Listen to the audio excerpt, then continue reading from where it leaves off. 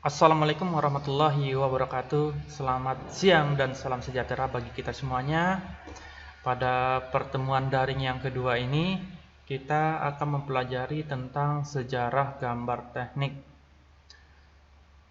Nah, sebelum kita mempelajari sejarah gambar teknik ini, kalian harus mengetahui kompetensi dasar yang harus kalian capai.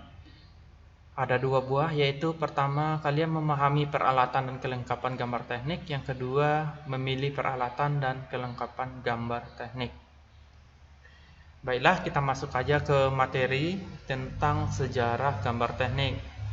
Sejak zaman prasejarah, gambar merupakan sarana informasi dan komunikasi yang penting dalam peradaban manusia.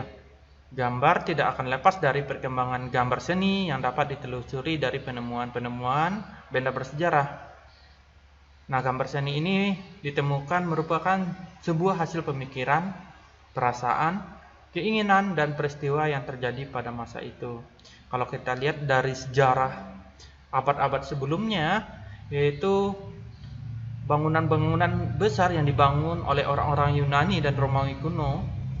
Terlebih dahulu mereka membuat rancangan gambar teknik yang sangat sempurna. Padahal kita tahu waktu itu bahwa cara menggambar teknik masih sedikit sekali diketahui oleh orang. Nah, kita masuk sejarah dari gambar teknik ini, yaitu pada awal abad 15 ya, sampai awal abad ke-16, Leonardo da Vinci itu telah menyampaikan ide-idenya dari penggunaan gambar, sehingga beliau dijuluki sebagai bapak gambar teknik. Pada awal abad ke-16, Gaspar Monge, seorang ahli matematika berkebangsaan Prancis, itu menemukan terobosan dalam menggambar menggunakan dua bidang yang saling tegak lurus. Nah, nantinya sistem ini dikenal dengan proyeksi siku atau proyeksi ortogonal. Nah, proyeksi ini nantinya kalian akan pelajari pada pertemuan atau bab selanjutnya. Nah, pada awal abad ke-18 itu James Watt, seorang ilmuwan kelahiran Skotlandia, ia menemukan mesin uap yang lebih efisien untuk membantu perkembangan industri pada masa itu. Nah, James Watt itu menuangkan ide-ide dalam gambar mesin uap ciptaannya secara detail pada setiap komponen-komponennya.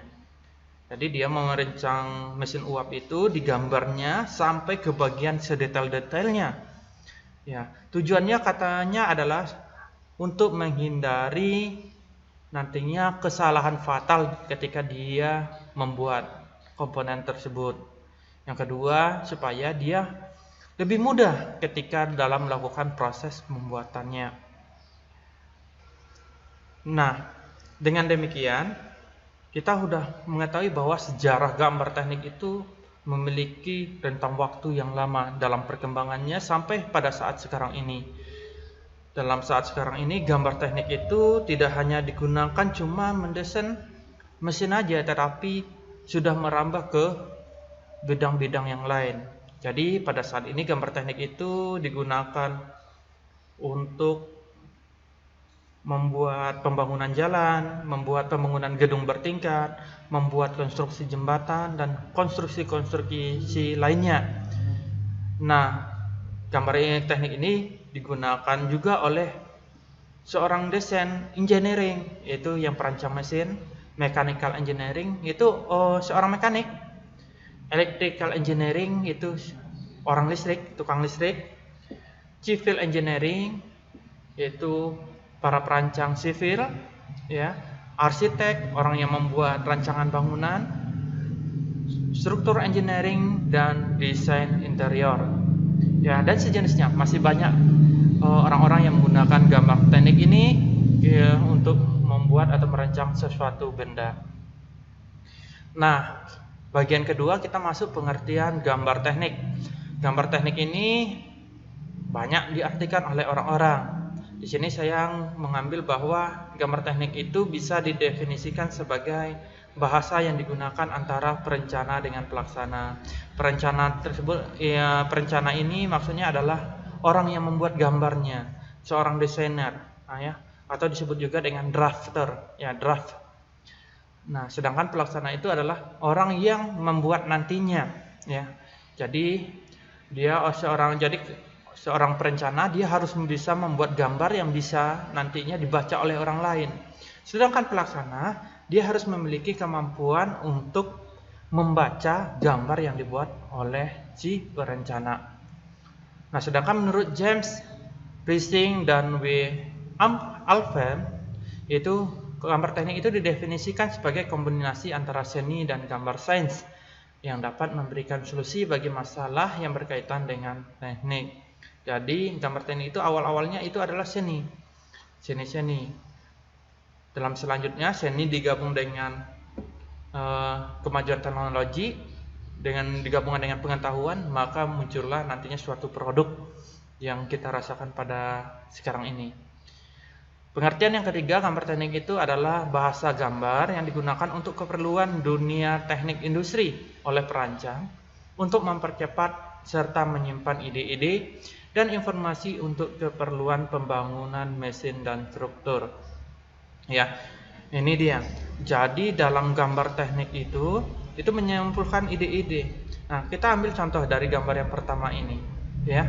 Dari gambar teknik yang sederhana ini, maka di sini muncul informasi berapa ukurannya, berapa kemiringannya, bagaimana bentuknya, bagaimana nantinya modelnya. Di sini merangkum semua informasi-informasi. Nah, di sini kenapa gambar teknik itu penting dipelajari? Karena gambar teknik merupakan bahasa teknik yang universal yang digunakan di seluruh dunia, serta dapat menyatakan suatu bentuk lebih jelas daripada kata-kata. Selain itu, gambar teknik sangat penting dipelajari karena gambar teknik itu adalah dasar dari segala pembangunan dan sarana prasarana yang ada di dunia ini. Tanpa model atau sketsa dari gambar teknik, maka tidak akan ada bangunan yang berkualitas, tidak ada sarana yang modern, dan tidak ada perkembangan teknologi. Jadi, gambar teknik itu merupakan bahasa orang teknik.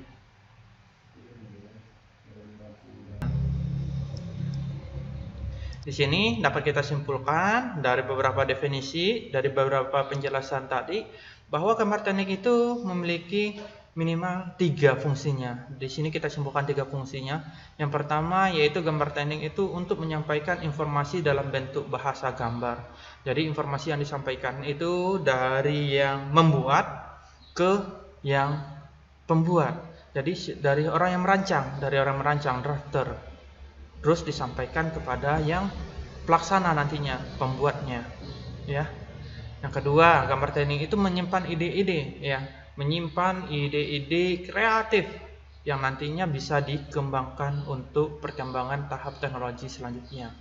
Yang ketiga, gambar teknik itu merupakan suatu keperluan untuk perkembangan konsep baru yang telah dievaluasi dari gambar teknik yang sudah ada. Jadi, gambar teknik yang dibuat oleh orang itu sebagai rujukan untuk perkembangan teknologi selanjutnya. Nah,